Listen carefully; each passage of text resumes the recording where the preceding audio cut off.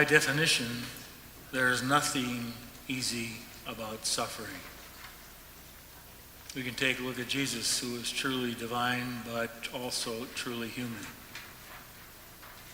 His suffering was, in this Passion account, an innocent man, falsely accused, condemned to death, betrayed by one of the 12, denied by his closest friend,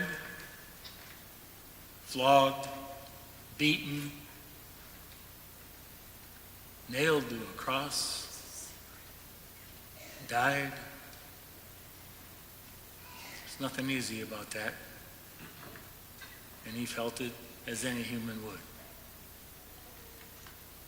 And neither is our suffering by any means easy.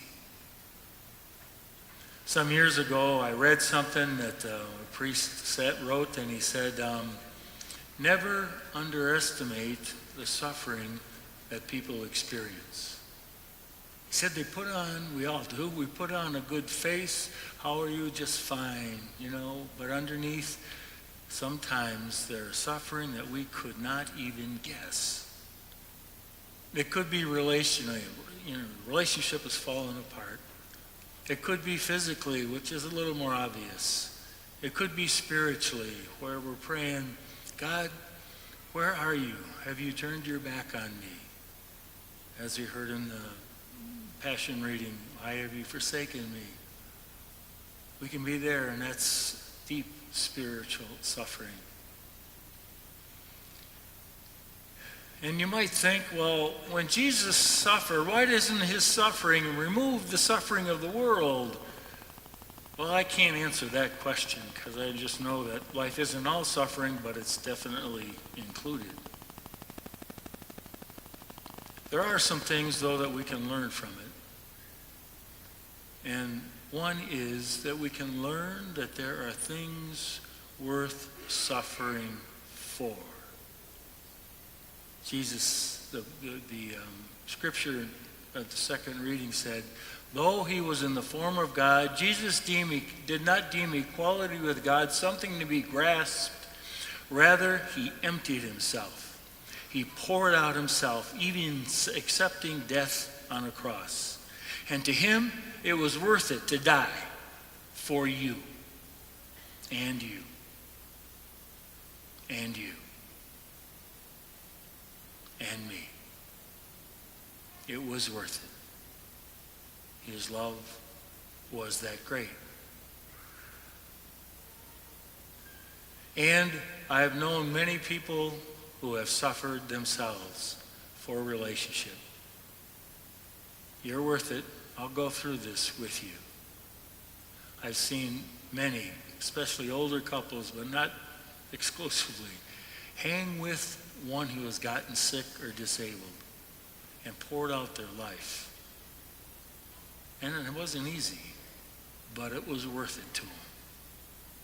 That's the kind of love that Jesus showed us. It's the kind of love that we are called to live. The second thing is that we don't have to do it alone.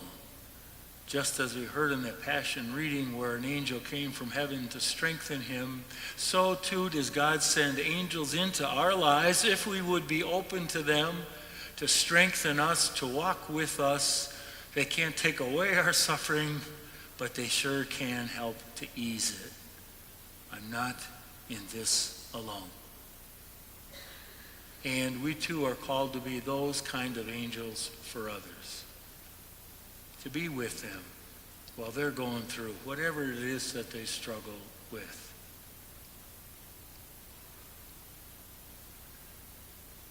And lastly, we know that this is not the end of the story. God didn't make us so that we can come down here and suffer and prove ourselves to him. Jesus says, I have come that you might have life and have it more abundantly. That means that the suffering, we're not to get stuck in that. It just comes to us, but he can bring us through that, and it's not the final word. We will celebrate that next weekend. when we celebrate the resurrection, which gives us all hope, and that our suffering will stop with new life